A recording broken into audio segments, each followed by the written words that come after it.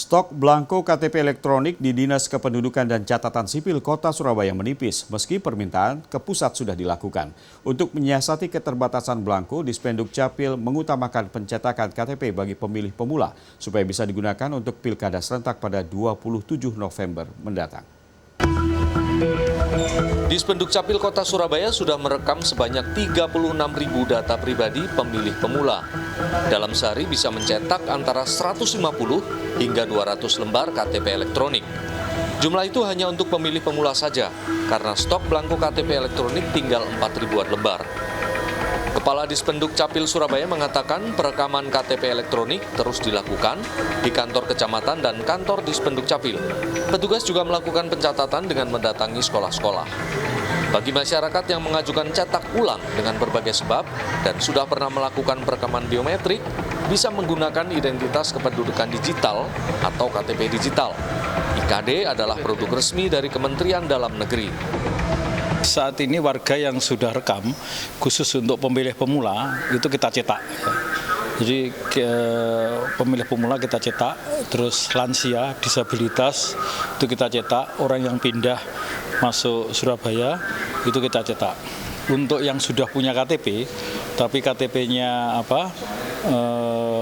rusak, sepanjang chipnya itu masih bisa, itu kita arahkan untuk dia mengaktifasi IKD, jadi kita memanfaatkan IKD.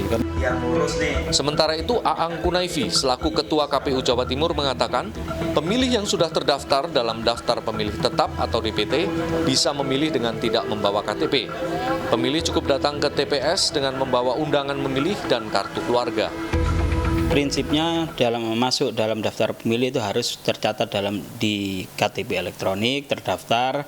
Kalau persoalan teknis belangko kosong dan lain sebagainya, sepanjang itu sudah melakukan perekaman di Dinas Kependudukan dan Pencatatan Sipil, maka yang bersangkutan wajib untuk didata sebagai pemilih di konteks pilgub maupun pilihan bupati dan wali kota. Anda bisa melakukan pengecekan mandiri apakah nama Anda sudah masuk ke DPT, daftar pemilih tetap atau belum. Caranya mudah, dengan masuk ke laman kpu.go.id, lalu memasukkan nomor KTP atau nomor NIK Anda. Setelah itu, laman juga akan meminta nomor telepon Anda yang terhubung dengan sebuah aplikasi percakapan. Setelah ditekan tombol berikutnya, maka akan masuk kode nomor rahasia yang akan saya masukkan ke sini.